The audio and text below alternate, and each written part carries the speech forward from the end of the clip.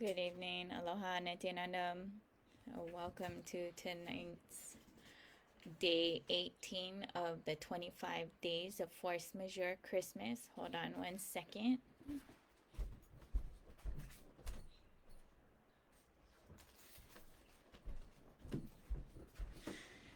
Oh, this, that, right? Gotta always do the tech check. Tech check.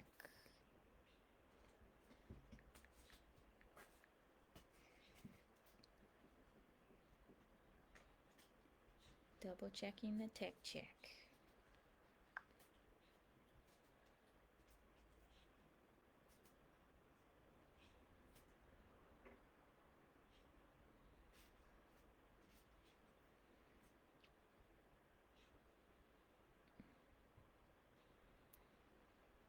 How am I doing this?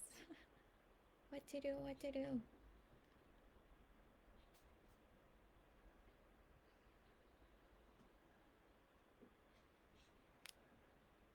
Thank you for your patience and understanding.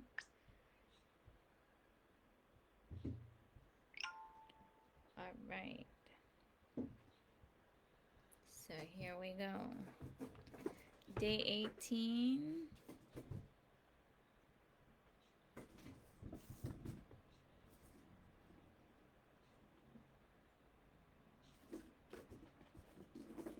Of the force majeure Christmas.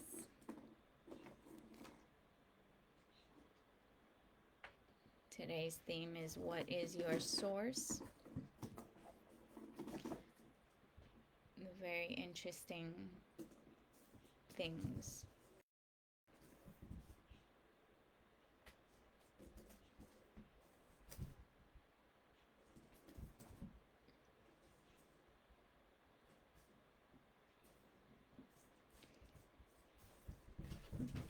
What is going on?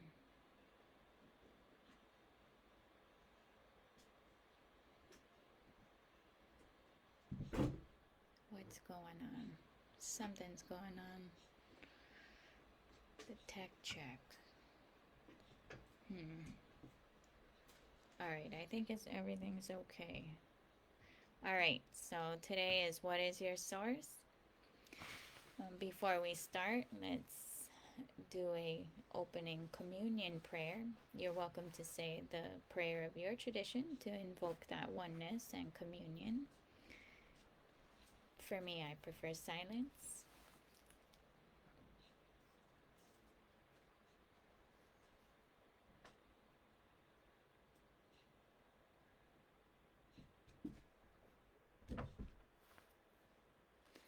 Thank you.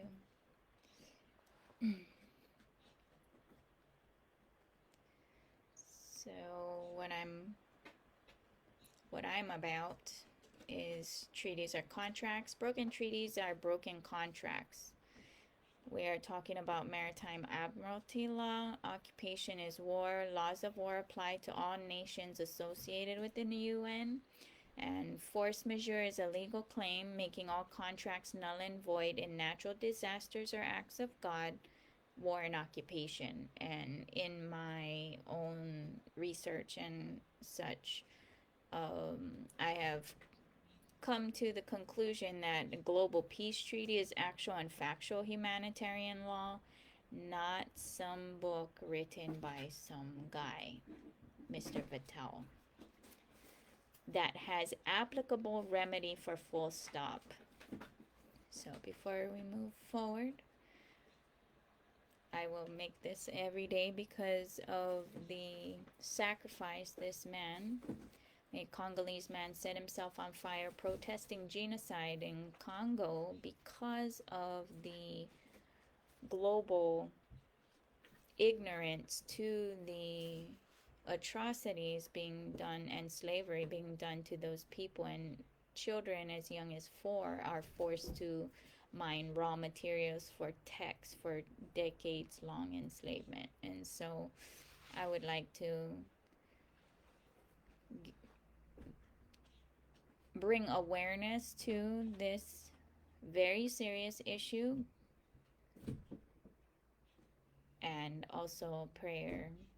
Let's hold a moment of silence specifically for this Congolese man who made that sacrifice, and for the people who are suffering generationally. For everyone who is using any kind and any form of technology, have immense gratitude for those blessings. And technically it becomes blood tax.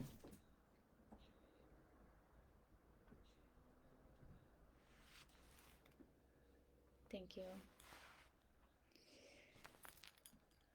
So what I want to share is today I follow different legal cases, and today was a force majeure case specifically. And as always, I go to my office. Well, where is my office? My office is Mokuola, but due to weather reasons, Mokuola was closed. But we did go to the Bayfront area, and the most beautiful blessing was blessed upon us to see, and I wanted to share that blessings with you.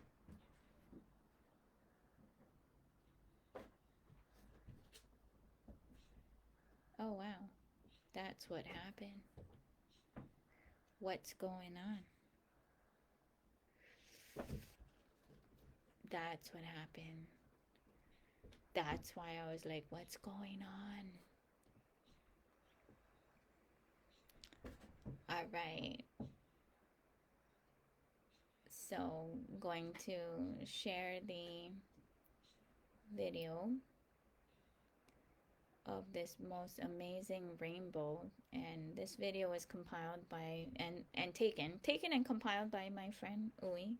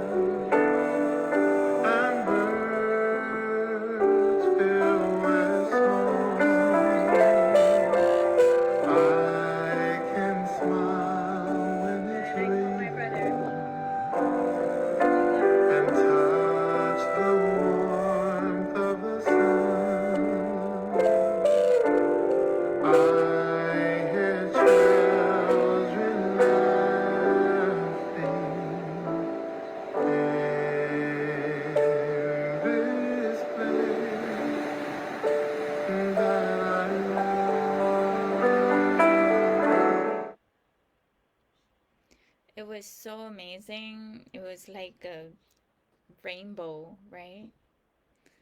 Like a rainbow ramp or a vortex, or like a whole portal being opened by this rainbow. It was so magical. So I wanted to share that with you.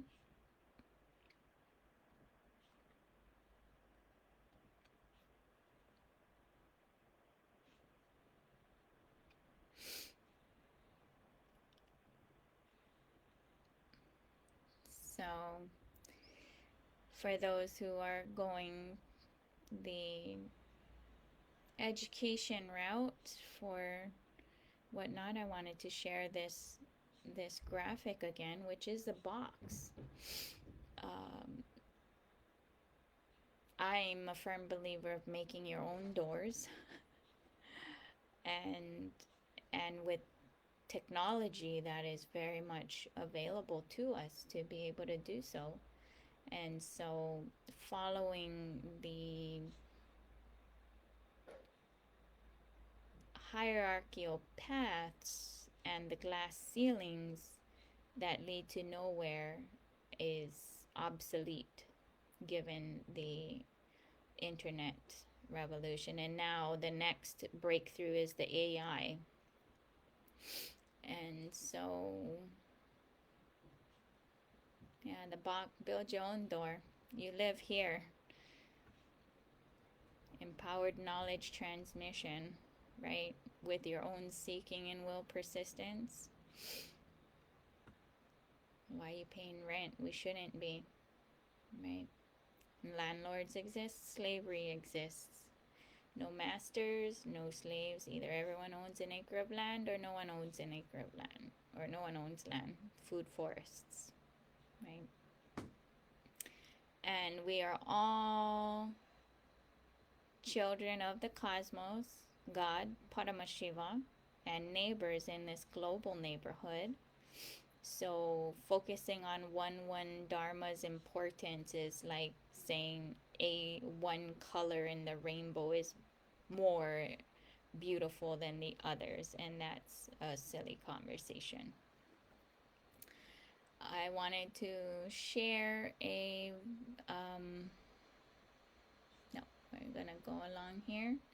So again, in my research and such, for Hawaii Kingdom specifically, and how to bring about this peace treaty, and then even deeper looking into the situationship, the only logical conclusion is a global peace treaty, which is actual and factual humanitarian law with applicable remedies, given the construct of the Western mindset and the way that I'm perceiving or looking, and the lens that I'm using to view history that's documented, and it's very much alive and well. That's why I'm saying the Boston Tea Party is still in full swing. The British are winning through the constructs that are being used as being perceived as peaceful, when in fact it is not. It's a very violent structure. And those are the things that those who were colonizing onto First Nation peoples, because they're running away from their narcissistic abusers, the land of the free, which are earth peoples, were all inclusive belief systems. And then of course the victims, or those who are healing from those traumas, having only known that and spreading that perspective or those ideas, or trying to maintain those ideological structures. And so I'm going to share some videos, because we're still dealing with the same thing, right? Trusts, right? Trusts, corporations, all right now the US is a corporation. Possibly, I'm still looking into that whole thing. This USA Constitution could be a trust, but they're pretty much the same thing if they're operating different vehicles on that maritime law flow, right? And so I'm sure I'll come across somebody who can really explain the whole thing applicably, not just say it, but for me to be able to execute my own self-governed sovereign nation of one, or me and my family. And that's what I'm advocating.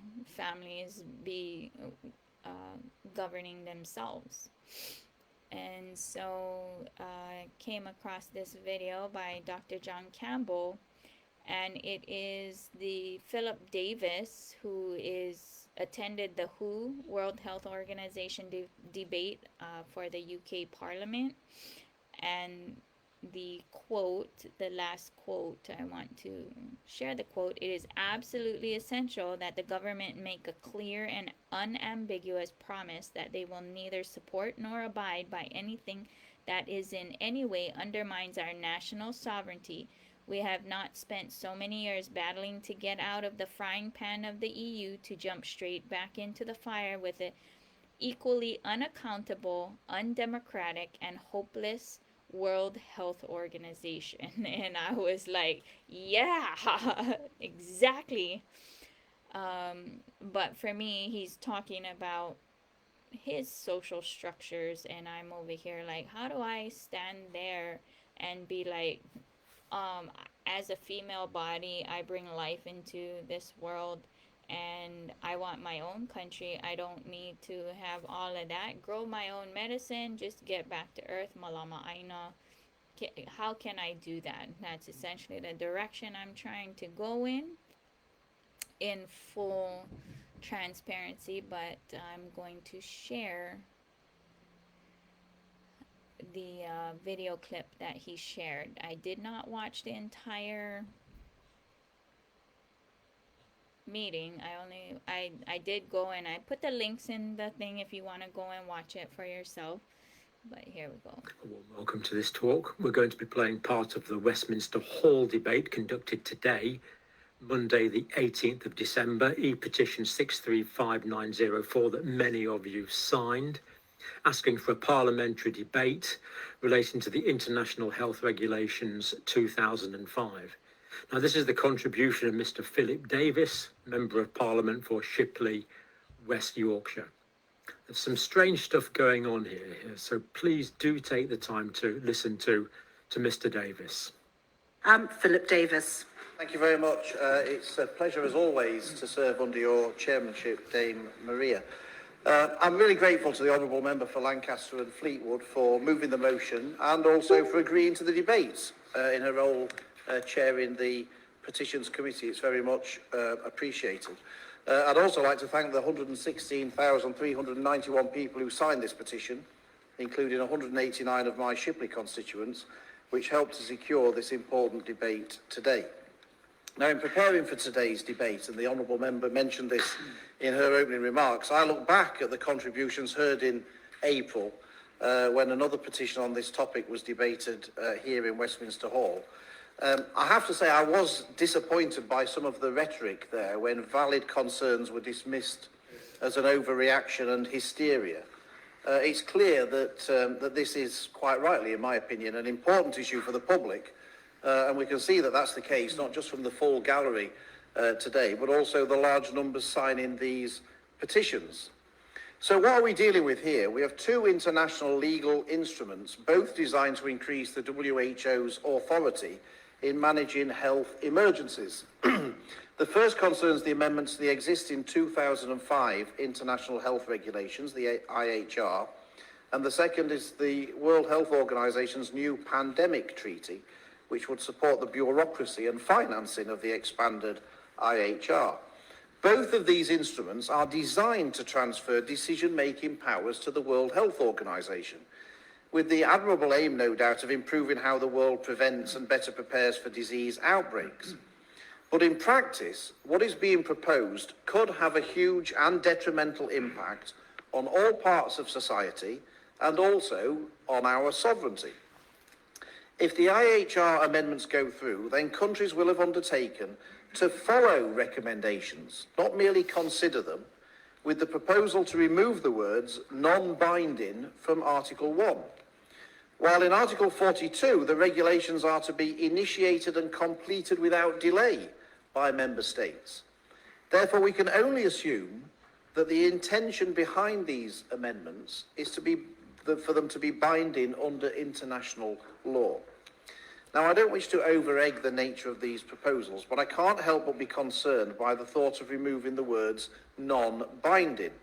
There is much that would suspend fundamental human and bioethical rights in the existing IHR, such as requirements for vaccinations, medical examinations, and implementing quarantine or other health measures for suspect persons. In other words, mandates and lockdowns. It's all there in black and white under Article 18.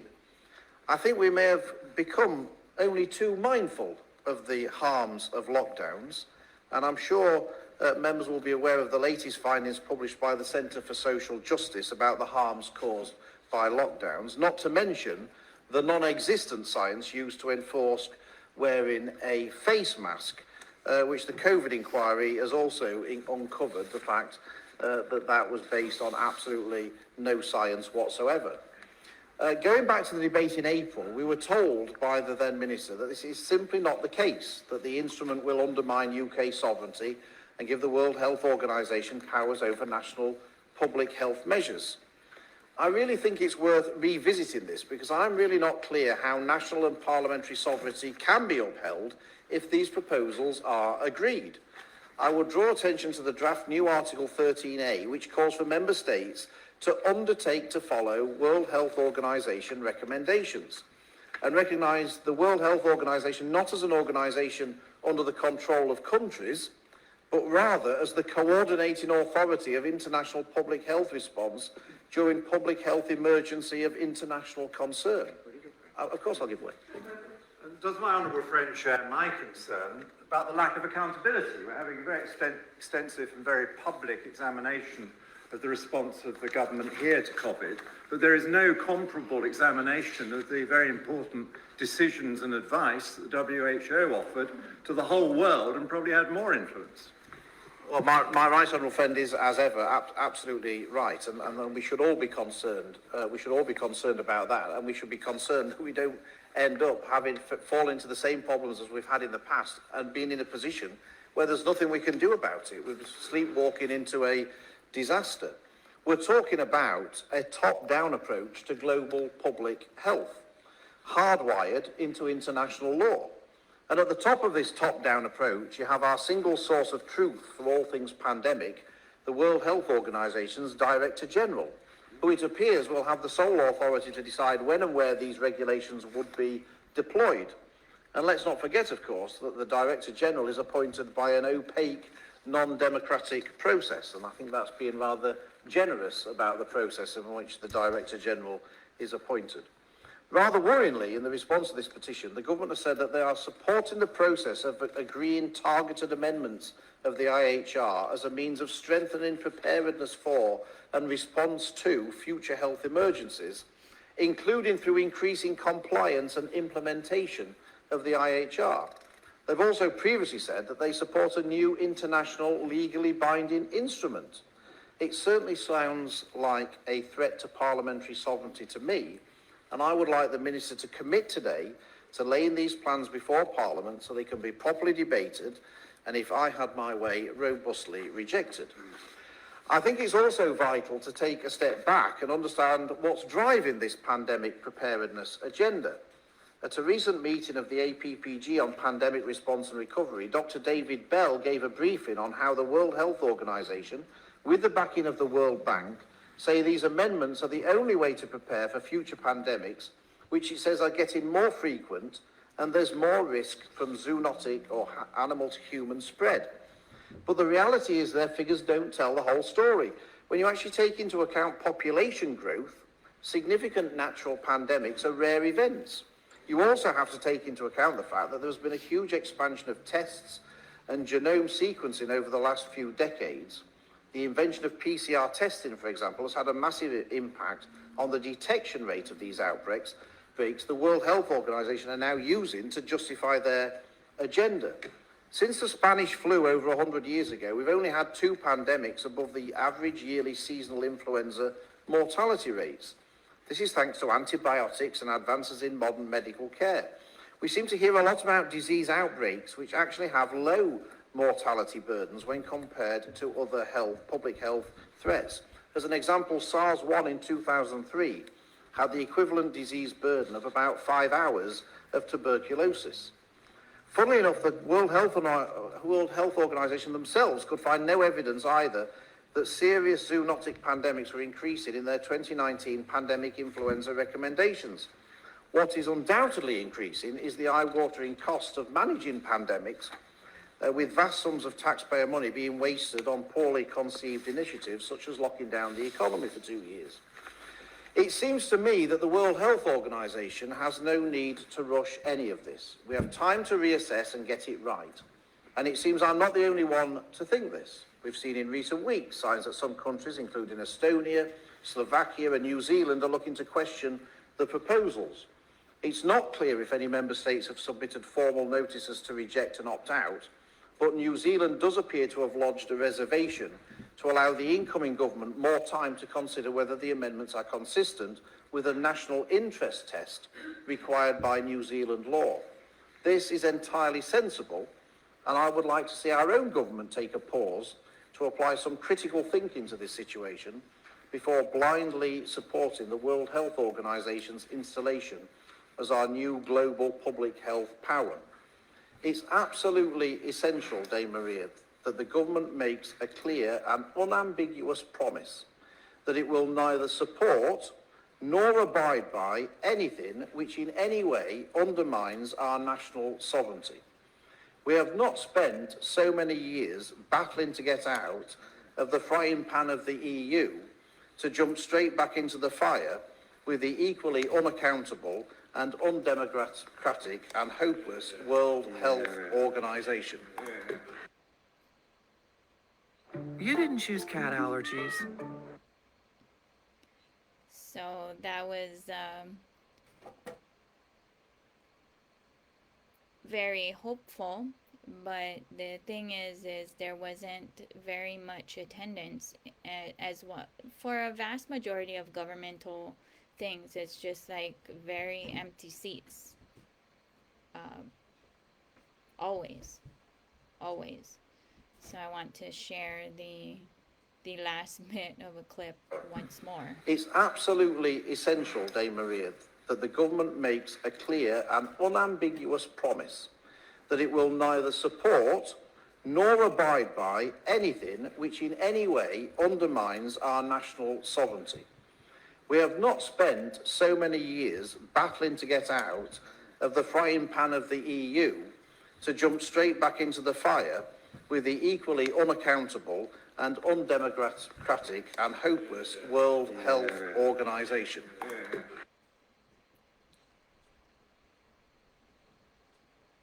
So going back to this graphic that I made about the Boston Tea Party, they're coming from Europe, running away from their narcissistic abusers, right? Bringing those traumas with them, and here we are, how many years later, right? Hundreds of years later. And dealing with that, and they're still dealing with the same thing because it's a mental setup. This is a mental setup. It's not a bash on anyone, group of people, because it's an idea, and ideas are viral, essentially. There's some other videos I wanted to share in regards to America, specifically.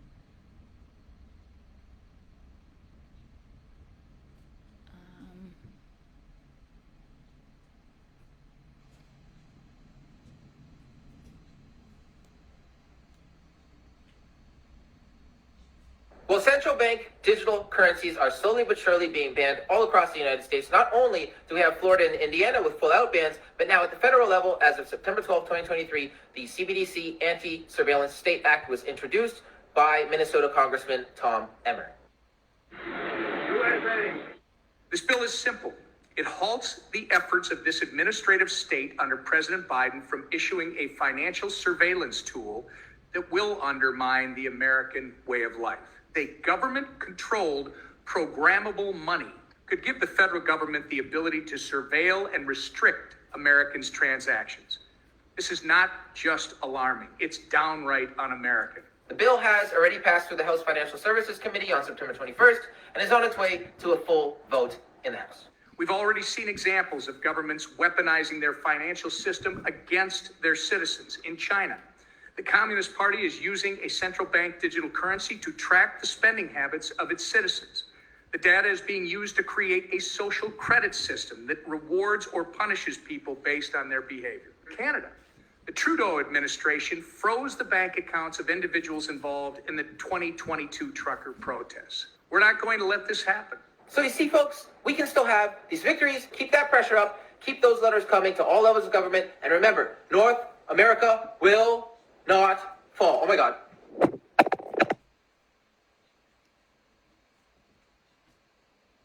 So this is where my question becomes, originally before 1913, the US was exclusively operating on bonds, which are GoFundMes. Now they can argue that with the Federal Reserve, they just ask for money to be printed, and that becomes bonds without going through the proper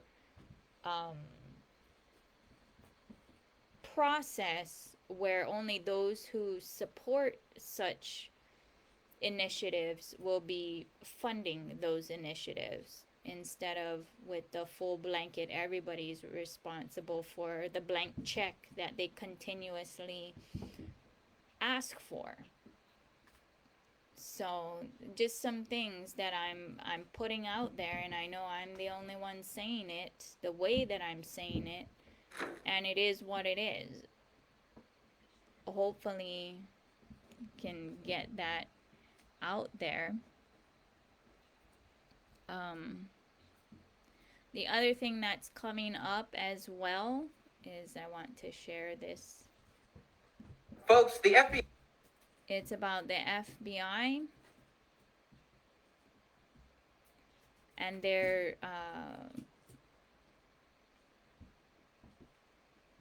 contract is up for renewal. FBI, DHS, and National Counterterrorism Center have put out a massive public service announcement just a couple days ago, warning Americans about an increased terror alert throughout the winter, and particularly through the holiday season. The FBI is warning the U.S. that it's facing an unprecedented level of terror threats in the midst of the war between Israel and Hamas. In fact, an intelligence report says the most likely primary targets could include churches, synagogues, and members of the Jewish community. I see blinking lights everywhere I turn. I've never seen a time where all the threats, or so many of the threats, are all elevated, all at exactly the same time. No matter which side of the argument you're on, this is important information to know, because if a terrorist attack happens around you, you're not going to care who's behind it. You're just going to care about surviving it. Another reason why people are suspicious, including Congress members, is because at the end of this year, the FBI has a warrantless surveillance act that is set to expire, and so they are appealing for it to be renewed. Wray also pressed senators to reauthorize a program that allows the U.S. government to collect, without a warrant, the communications of targeted foreigners outside the U.S. FBI analysts improperly searched the database for information about people tied to the January 6th Capitol riot and racial justice protests. We have absolutely no reason to trust you, because you haven't behaved in a manner that's trustworthy. The program is set to expire at the end of the year.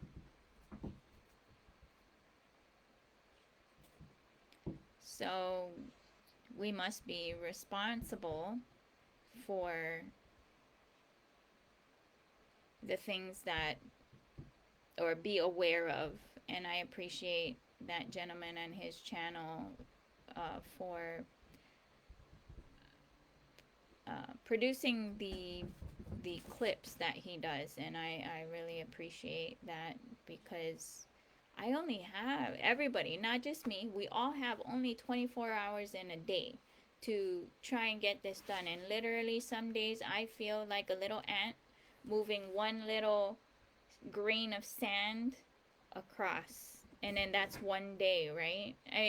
Which makes sense, because you know, this consciousness is on the timeline of eternity, and that literally, that one day really is that little grain of sand moving along. And so trying to keep tabs on everything gets very difficult, on top of trying to research all the things that I'm researching from the perspective that I am, which I want to meet more people coming from that perspective, and I have yet to see or meet anyone with that same vibration as I do. But we'll see what happens, right? We'll see what happens. There was another one that I wanted to share. Right. this is the one. You need to realize that white people... So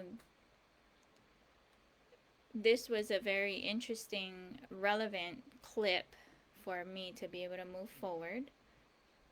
You need to realize that white people do not live in the same reality that people of color do.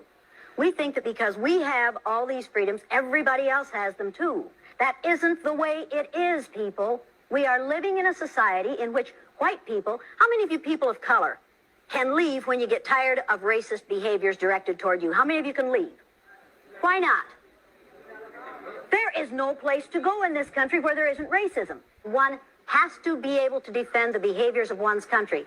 We cannot defend the behaviors of the United States of America if we do not change the level of racism in this country. Somebody has said the only thing necessary for the perpetuation of evil is for good people to do nothing. That's what happened in Portugal and Sweden during the Second World War. Good people did nothing. The Whiteness Studies reading list explores the historical development of white identity. Visit Every Day is Juneteenth on Instagram and click the link in the bio to see the list. So with that being said, you see, how is it? How did it become this way for that situationship, for this lady to tell her own peer group those things? Because we're talking about paperwork, right? All the treaties, all of these broken treaties to use as bait and switch for genocide, and then use paper channeling through the Northwest Ordinance of people of color. This is where even immigrants who are coming to be part of the U.S. side to fund their programs and initiatives, which is all about war. I'm talking about immigrants, NRIs, right? Non-resident Indians specifically, because that's the ones that I gotta speak to. Other ones too. It doesn't matter, right? And then complaining about the immigrants, Mexicans, but they were here before these white people who went do genocide, all the way, broken treaties, blood title, all of that. And so this is a video that is very interesting. you see this street right here?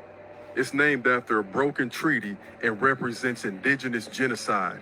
Yeah, I learned that from a white photography teacher while proctoring the SAT exam one day. As I was packing up my belongings on that April day several years ago, the teacher I administered the exam with, Mr. Joe Baltz, knew I taught U.S. history and asked if I knew about a local indigenous mound in the Joliet area.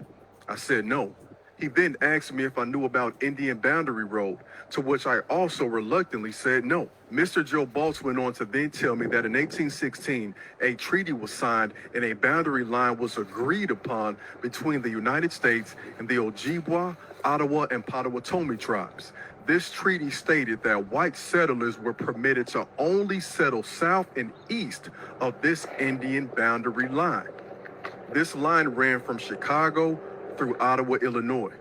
By 1833, indigenous tribes were completely driven out after the Black Hawk War and signing of the Indian Removal Act, which paved the way for the further establishment of this settler colonial state and the establishment of towns like this one right here, Plainfield, Illinois.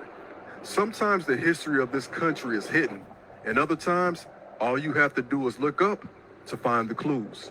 Rest in peace to the indigenous tribes that were removed for white settlers, and rest in peace to the man who taught me this, Mr. Joe Baltz. Thanks for the lesson.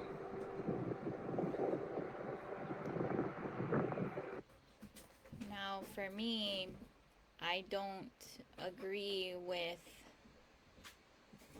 the word choices. Removal. No, it was straight genocide. Like I shared, was it yesterday? The California Mr. Burnett guy. Execution of Native Americans just to take over. So, and as well as the video clip I shared about the Turtle Island, where you've got people, these women, right, who are not able to digest the truth that their ancestors, or the ones that they are currently married to, using genocide and murder for land and not proper conduct. And this is going around globally. This is a global thing because the colonizers executed their conscious mental setups globally. And so it's a consciousness issue, and even the EU and the UK are still struggling with that same mental setup. The whole thing with the World Health Organization and all of that, it's all that same mental setup. So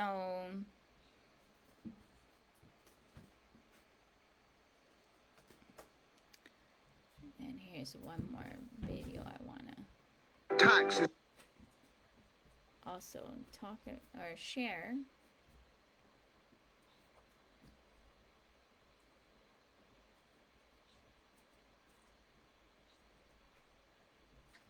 Tax is just about a system where politicians and bureaucrats steal money from their citizens to squander in the most disgraceful manner. This place is no exception.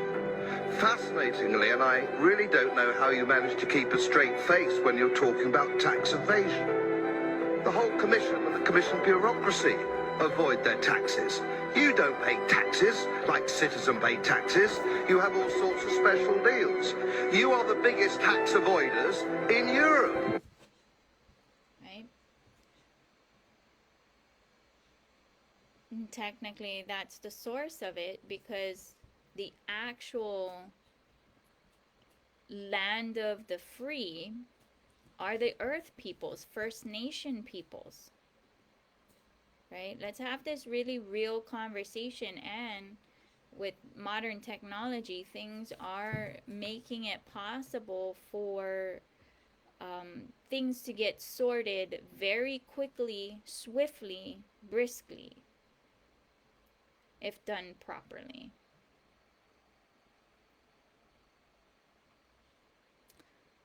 So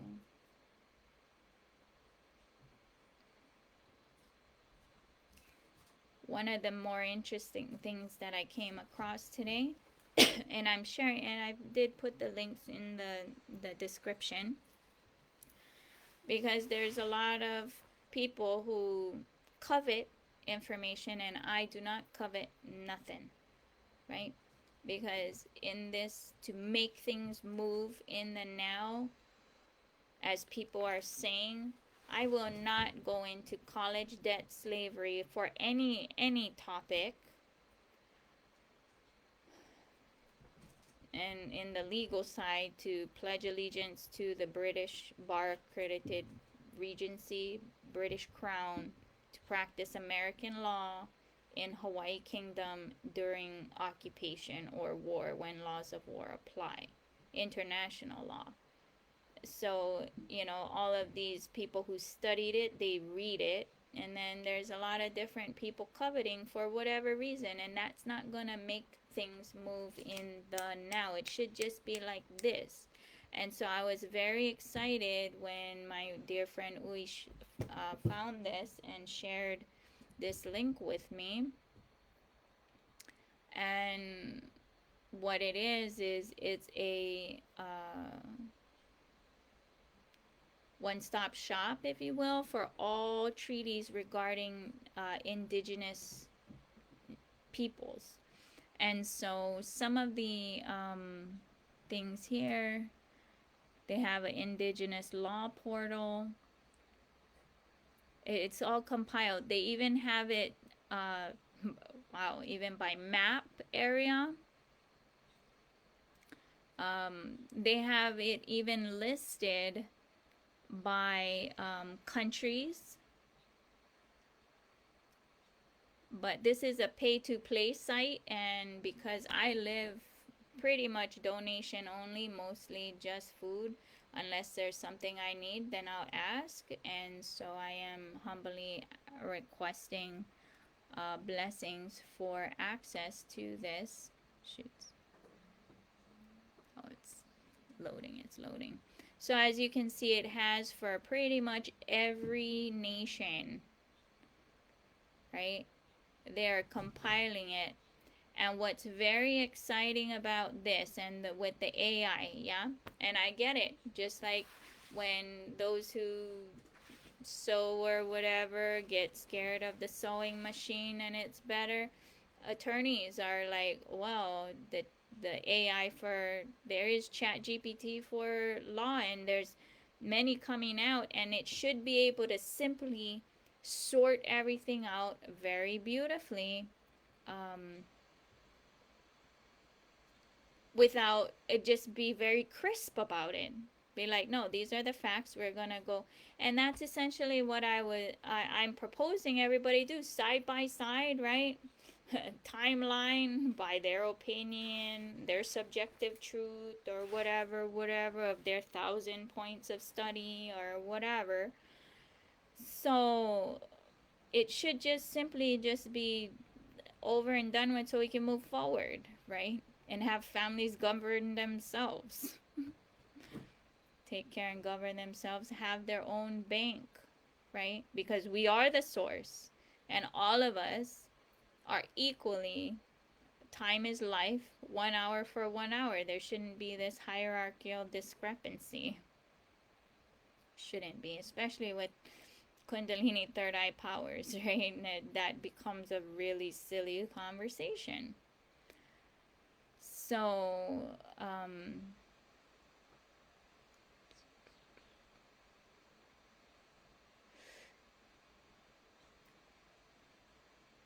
there's also different, because of the colonizers and their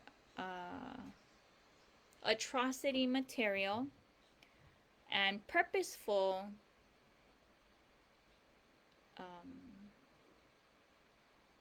disinformation of people and their heritage, because they kill them to speak their own language. They did all of these things to cut people from their roots and inserting their own truths into other people's truth. I wanted to share another video. This one is specifically on Bharat. It was not India. India is a British creation. Originally, it is called Bharat. I want to share this beautiful documentary put together by the Bharat Varsh project. Oh, baby.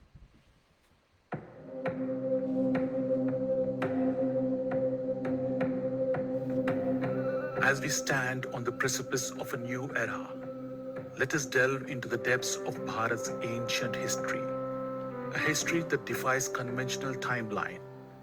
While modern historians and archaeologists often trace India's historical roots back to around 500 BCE, a wealth of advanced research, drawing from archaeological, archaeoastronomical, and literary evidence, challenges this narrative. Bharat's history is not a disjointed account. Instead, it is a continuous tapestry woven since the dawn of Holocene epoch. We, as proud Indians, refer to our history as Itihasa, a term derived from Iti Ha Asa, meaning thus verily happened. If you're not doing bodyweight strength, you're nuts. I fixed 5 bulging discs, spinal stenosis, arthritis, and weight.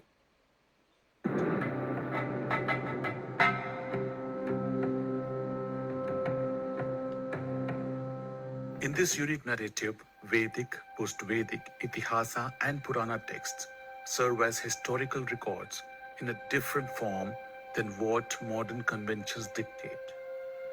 The definition of history as we know it today was introduced into India by colonial historians who cast doubts on our antiquity without concrete evidence. Long before their arrival, ancient sages meticulously documented chronological and genealogical history to impart wisdom to future generations. It is imperative that we embark on a scientific exploration of our deep-rooted chronological antiquity. Determining precisely when humans settled on the Indian subcontinent remains a challenge. The cataclysmic eruption of Toba volcano in Sumatra, Indonesia, approximately 75,000 years ago, left India devastated. With its human, plant, and animal populations drastically reduced, a thick layer of Toba's volcanic ash blanketed the land, and yet archaeological evidence at Jwalapuram site in Kurnool district indicates human habitation both before and after the Toba event. Only a handful of survivors, possibly in the hills of Kashmir and the Hindu Kush range, managed to endure. Over time, northwestern and northern India became habitable, and the Sapta Sindhu region, along with the Saraswati River, became the cradle of Vedic civilization. Archaeological findings of early agriculture along the banks of Lahora Deva Lake in eastern Uttar Pradesh have been carbon dated to a remarkable range from 13,000 BCE to 7,300 BCE. Submerged cities such as the one on the Gulf of Cambay were built and then engulfed by sea. Dwaravati, constructed by Vishwakarma around 11,100 BCE, submerged around 9,400 to 9,300 BCE, coinciding with the end of Meltwater Pulse 1b. Carbonized wooden samples from this submerged city have been dated to around 7,500 BCE, and similar discoveries abound, including the ancient Popuhar city in Tamil Nadu and the archaeological site of Birana in Hisar, dating to 7,570 BCE. Archaeoastronomical evidence places Brahma at approximately 14,500 BCE, as he introduced a 5-year Yuga calendar when the summer solstice coincided with Dhanishta Nakshatra. Around 1,000 years later, Vishwamitra observed the summer solstice at Savana Nakshatra around 13,500 BCE, a phenomenon known as precession of equinoxes. This gradual shift in Earth's axis of rotation occurs in a cycle of about 26,000 years. Consequently, the equinoxes shift one nakshatra, or approximately 13.2 degrees westward every 960 years. Numerous references in post-Vedic literature indicate the winter solstice migration from Mrigashira to Rohini Nakshatra. The Vedic legend of Prajapati Daksha and his 27 daughters aligns with Mrigashiradi list of 28 nakshatras, signifying the beginning of Vaivasvata Manvantara around 11,200 BCE. Subsequently, the winter solstice moved to Rohini Nakshatra between 10,200 BCE and 9,200 BCE, followed by Kritika Nakshatra between 9,200 BCE and 8,200 BCE. The list of nakshatras reset once more, commencing the Ashwini Nakshatra when the winter solstice shifted to Ashwini around 7,200 BCE. Taittiriya Brahmana suggests that during Abhijit or Vega's reign as pole star around 12,000 to 11,300 BCE, a significant conflict between Devas and Asuras occurred. This corresponds to star Kasyapa, also known as Gamma Draconis in Sisumara constellation, which remained at the celestial pole from around 11,000 BCE to 8,800 to 8,700 BCE. The Tamil Sangam literature informs us that Rishi Agastya convened the first Sangam around 11,200 BCE, marking the appearance of the star canopus in the skies around 11,000 to 10,000 BCE. Kashmir Valley, once a glacial lake known as Satisar during the Rigvedic period, was formed during the Meltwater Pulse 1a from 12,700 to 11,500 BCE. Around 11,200 BCE, incessant rainfall likely triggered by an asteroid impact opened the Varahamula or Baramulla Pass, allowing the waters to flow out of Kashmir Valley and leading to devastating floods in Mathura, Sindh and Gujarat. This catastrophic event occurred during the reign of Vaivasvata Manu. The Vedic Saraswati River, originating near Badrinath, flowed initially to Pritudaka or Pehova in Haryana, before taking a southwestern course through Hisar, Sambhar Lake, Pushkar and Jodhpur, eventually reaching the Great Run of Kutch.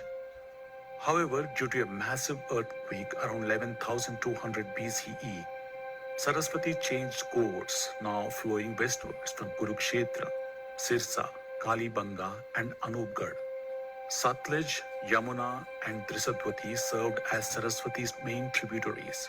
Satluj altered its course around 14,500 to 13,000 BCE. The OSL method, as employed by IIT Kanpur, dated the Paleo channel of Satluj River to 13,000 BCE. Yamuna and Drisadwati, however, continued as tributaries to Saraswati River. Yamuna had two channels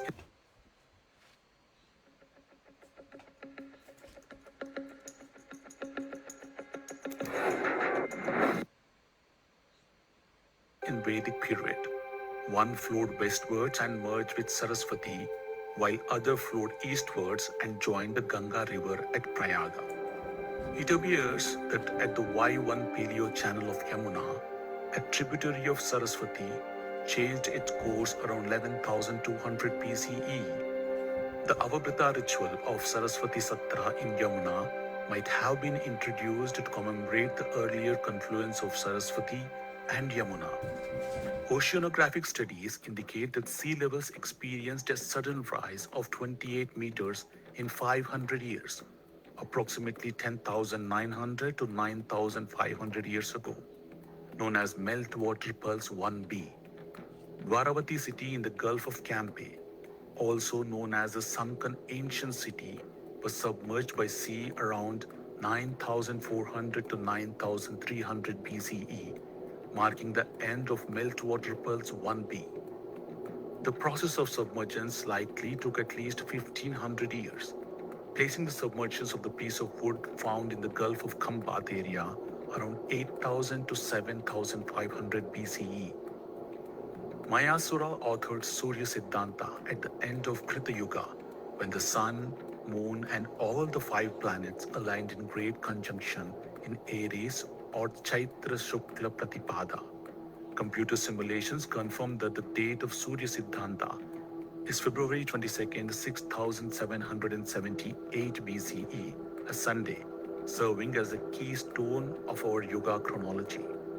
In ancient India, a Yuga lasted only 5 years, but its duration, along with that of a Chatur Yuga, was increased from 5 to 1200 years, and from 20 to 4,800 years respectively in 6777 BCE. Later, the Chatur Yuga's duration was extended to 12,000 years to account for varying durations of 4 yugas. Subsequently, ancient Indian astronomers further extended the Chatur Yuga's duration to 43,20,000 years, 12,000 times 360 for precise calendrical calculations. Puranas, based on these updates, inadvertently presented the distorted account of history. In reality, before 6777 BCE, a Yuga lasted only 5 years, and the epoch of early Vedic Yuga calendar likely commenced around 15,962 BCE. The introduction of 12-year Jovian cycle, the 60-year cycle, the 1200-year Yuga, and the 2700-year Saptarishi cycle in 6707 BCE significantly impacted Indian astronomy. The durations of Treta Yuga and Dwapar Yuga can be estimated as 6777 to 5577 BCE and 5577 to 3177 BCE respectively. According to tradition, Rama was born in the last century of Treta Yuga, placing Sri Rama's birth on February 3rd, 5674 BCE under the Punarvasu Nakshatra, when Saturn was in exaltation.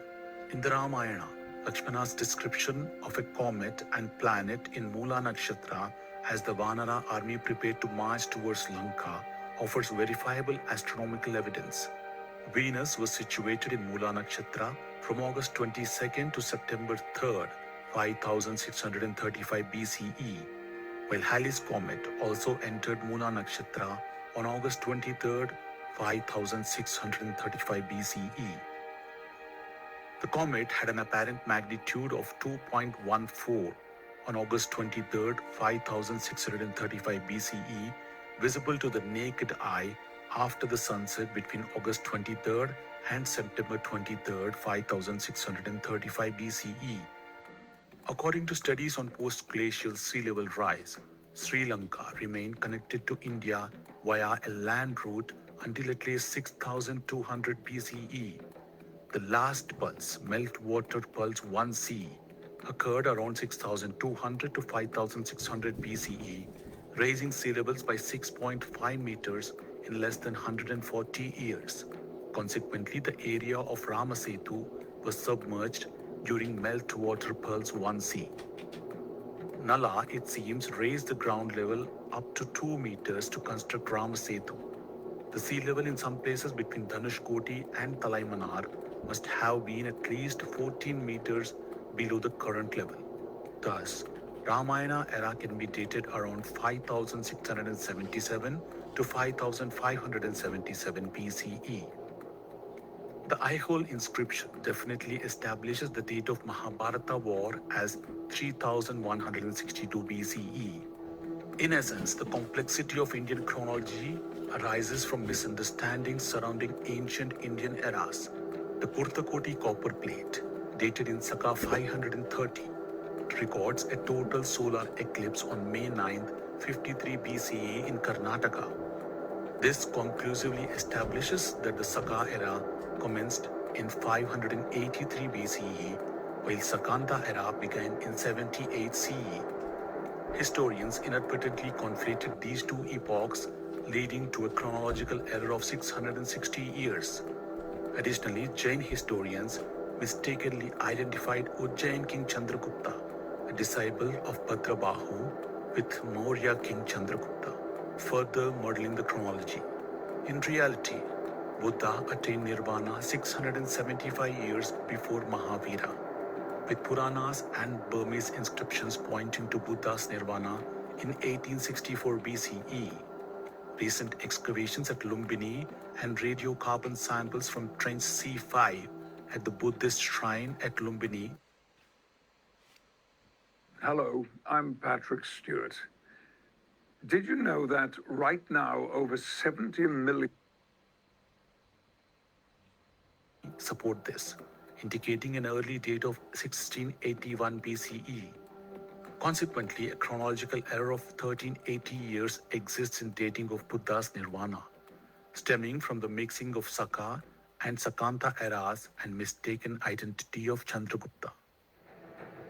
The entire research presented by Vedavir Arya has been encapsulated in two books, The Chronology of India from Manu to Mahabharata and The Chronology of India from Mahabharata to Medieval Era. Given the impact of adjusting Buddha's Nirvana date on world chronology, the third book, Origin of Christian Era, Fact or Fiction, explored the sheet anchors of Western chronology. This book argues against the epoch of 1 AD as the birth of Jesus Christ, a date introduced without independently verifiable evidence. Instead, it suggests the need to establish Western chronology up to Augustus without relying on Christian era's epoch. The research claims to have successfully solved the long-standing puzzle of dating Venus tablet, providing a comprehensive solution not only for India's chronological challenges, but also for those in world history. In reality, the internal archaeoastronomical data from ancient Indian literature and the marine archaeological site of Dwaravati in the Gulf of Cambay offer conclusive evidence that India's chronological history spans over 16,500 years, originating from the time of Rishi Brahma and his son Swayambhu Manu. This research not only re-establishes India's chronological history, but also emphasizes that our nation is not only the most ancient continuous civilization with its roots reaching back to 14,500 BCE, but also the cradle of human civilization. It is imperative that we reclaim our illustrious past, for a nation detached from its history cannot create history.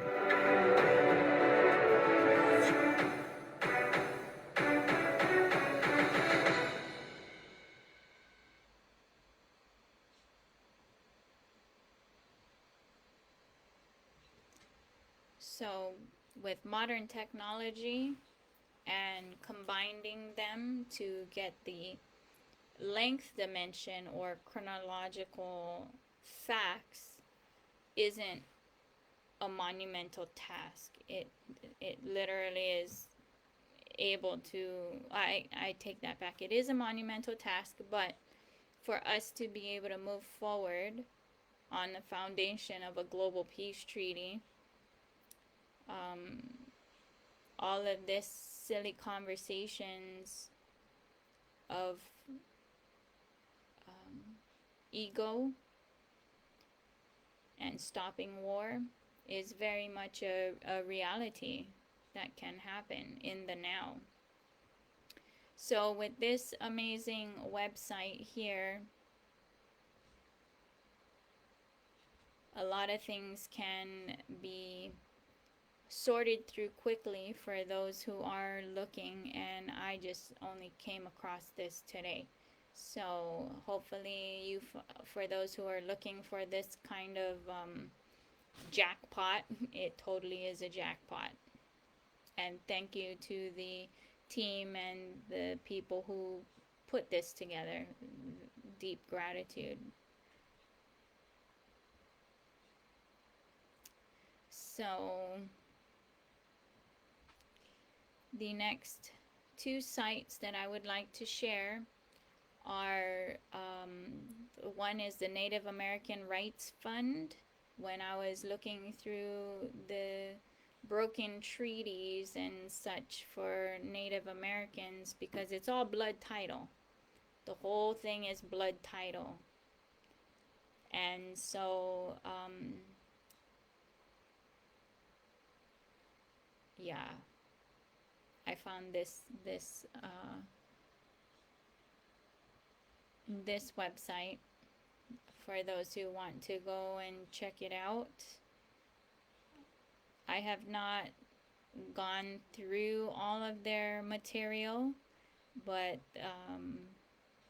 they are very active in their pursuit to hold governments accountable for the genocide, broken treaties genocide, right? The same thing that's going on in Hawaii Kingdom, which is a broken treaty, and the methods by which they're going about the genocide here are equally brutal. And then the other website I want to share that I came across because of that first video that I shared about the broken treaties, that person, shoots, I forgot his name, but he has a Know Your Rights camp where I'm gonna share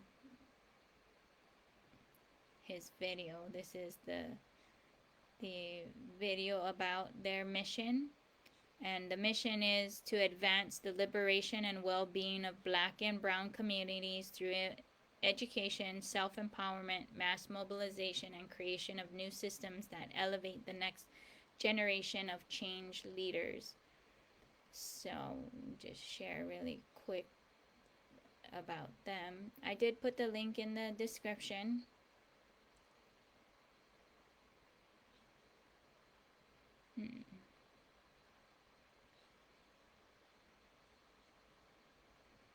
You don't out of that protest by Colin Kaepernick. 49ers quarterback knelt in. Out of that protest by Colin Kaepernick, 49ers quarterback knelt instead of standing during the national anthem at last night's game.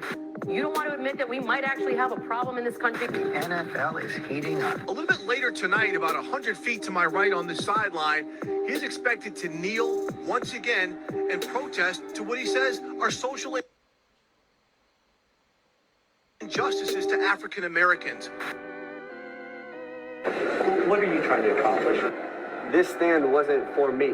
This is because I'm seeing things happen to people that don't have a voice, people that don't have a platform to talk and have their voices heard and affect change. So I'm in a position where I can do that, and I'm going to do that for people that can't. There are things that I have in the works right now that I'm working on to, put together in the future and come to fruition soon.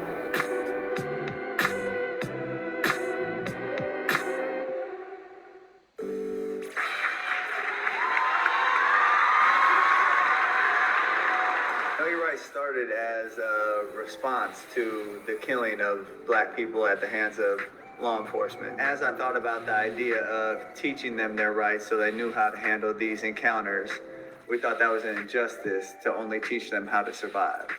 So we expanded upon the camp and made sure that we were teaching them not just how to survive, but also how to thrive.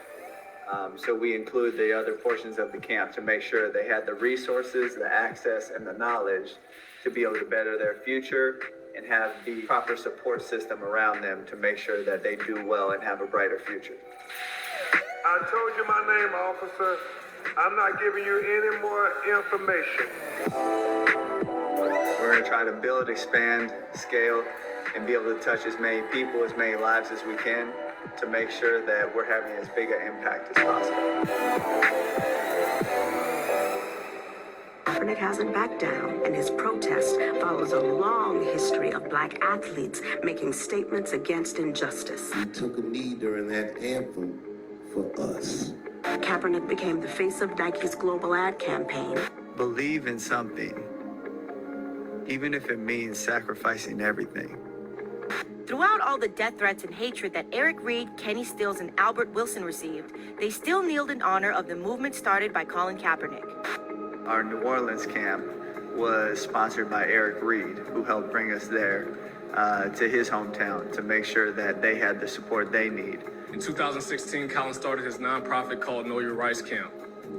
I've been to nearly all of his camps, and it's hard to express how powerful they are. The kids are locked in and eager to learn about conversations that simply don't get discussed in schools. For Miami, Albert Wilson and Kenny Stills and wanted to bring it to Miami to serve their community. It's truly important to me, to continue to stand up for Cat, because, injustice to one person is injustice to all of us. And if they'll do that to him, they'll do that to any of us. We fully support them, and we want to make sure that the community knows it. And I think it's also important for everybody to recognize the sacrifices that they're making as well. To me, this is something that has to change. I'm going to continue to stand with the people that are being oppressed.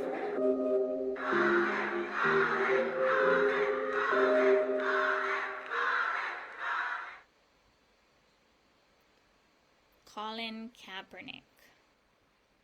So he started that. I came across his channel because he shared that Broken Treaties Native American video I shared earlier.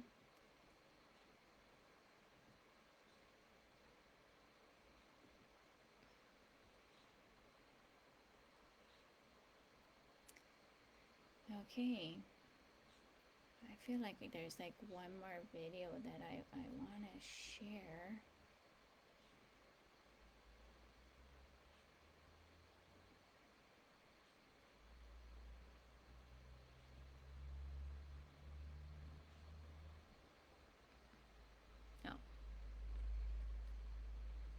Just to end things on a lighter note, I thought this was funny but very poignant for people to,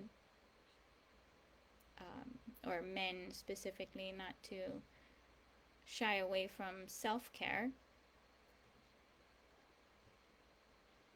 Instructions. You got on nail polish? No, these are, no. That's gelatin. No. Okay, whoa.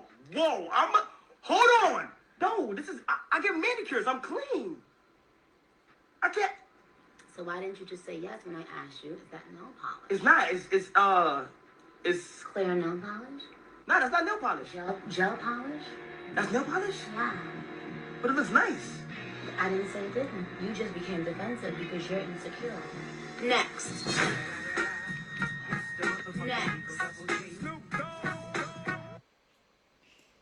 I thought that was a very interesting video to share, that there's nothing wrong with manscaping, self-care, none of that, and not to be defensive. It's who wouldn't want to be pampered, right, or taken care of, or even doing it yourself, not necessarily having to have somebody go do it, but even to take care of yourself is very important. So, share about what happened in Paramashivoham, level 1. I couldn't find level 1's information, so my apologies, but we all did enjoy Bhagavan Somaskanda Bhava Samadhi Darshan, which is Subramanya Darshan. Those in Paramashivoham level 2 got blessed with reality consists of the 11 dimensions. In level 3, highest success, highest powerful inner space, and highest possibilities with the Darshan initiations that happened. Wanted to share this quick video. Success is not just the zeros you see in your bank balance. It is your conscious sovereignty. It is you feeling so good about you, to celebrating your own existence.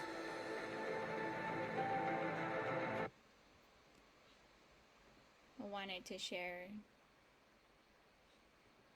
that video because we're talking about sovereignty, and the highest sovereignty is conscious sovereignty, and once you have that conscious sovereignty, you will fight for that, your right to exist uniquely. And so I'm on that, or have been on that path for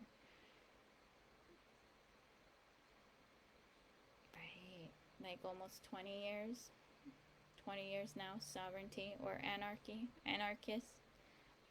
I don't believe in direct oppression or I don't believe in all of that. I believe in community, right? But not,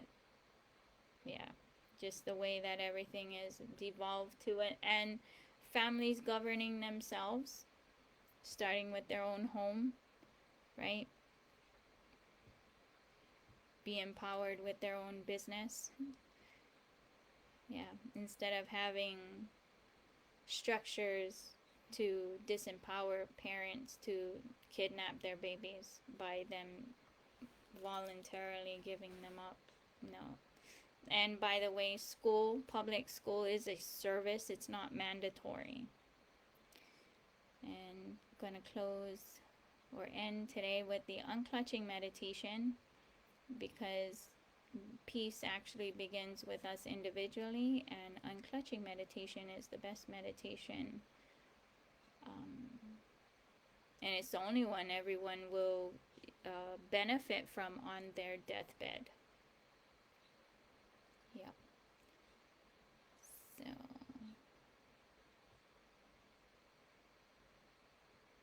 this technique is not even to be practiced every day. No. This is supposed to be practiced effortlessly, internalized effortlessly. Suddenly at one day, you will unclutch. From the very desire of holding on to this body, you will just unclutch. Now, close your eyes for a few minutes. I'll guide you how to consider the desires and how to suddenly unclutch from it before your mind brings any argument. Please close your eyes. Sit in a relaxed way. If some desires are arising in you, maybe desire to open your eyes or desire to move your body, any desire, just see that desire. Don't judge. There may be so many desires. Do not witness. Do not judge. Do not say right or wrong. Do not suppress.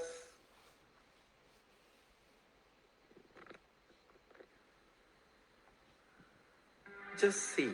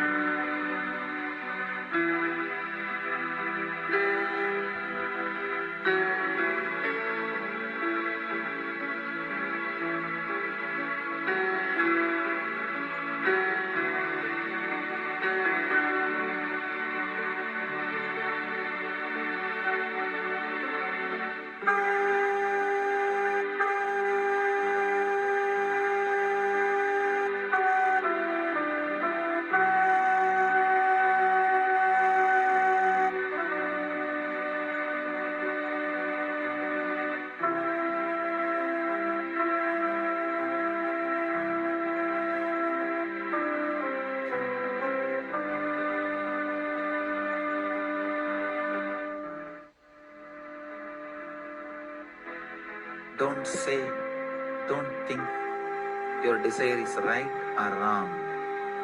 Just see it. Let your eyes be closed.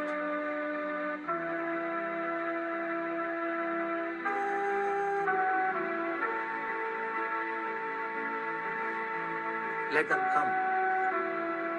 When desires arise, let them happen.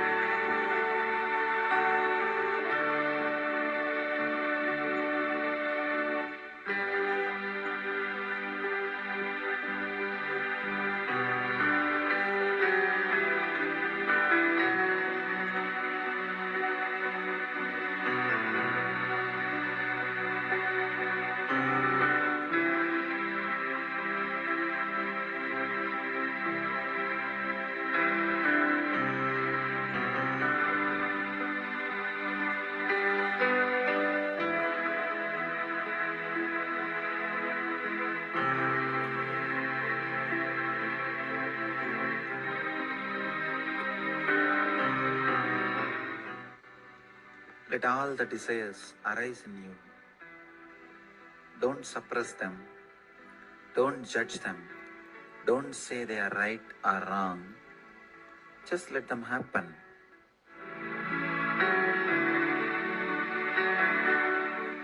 Consider. Let them happen.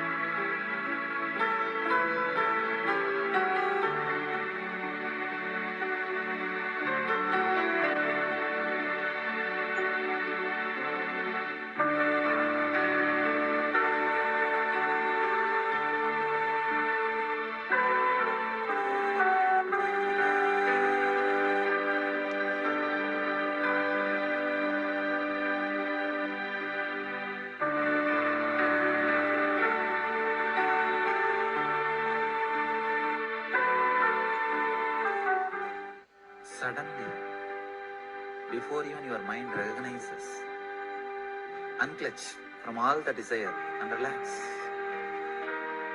Do not argue. Do not logically decide. Do not decide based on right or wrong. Just unclutch from all the thoughts.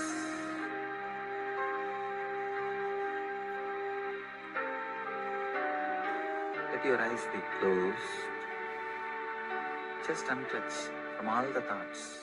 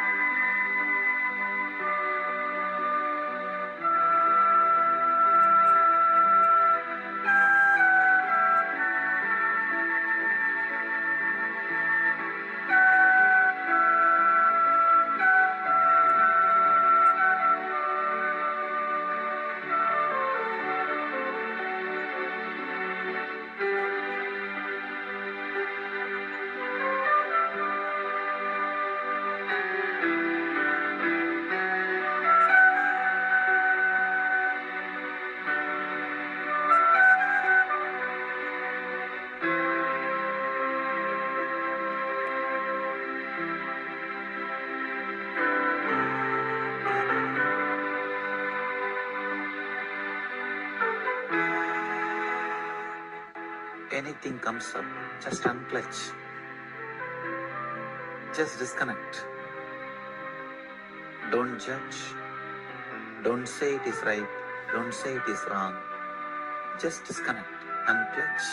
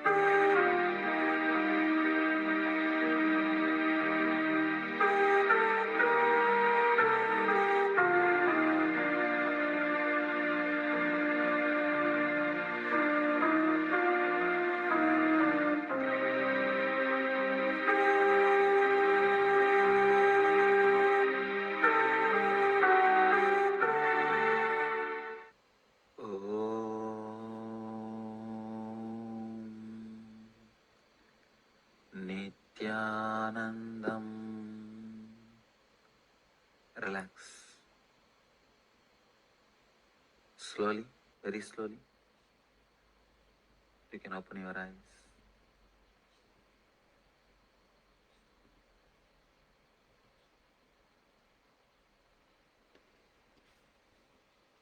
Thank you so much for watching.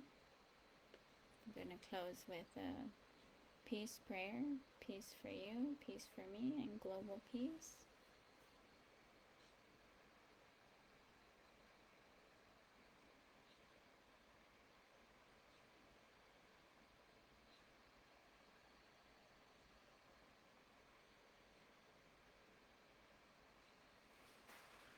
Have a good evening. Aloha, Nitinandom.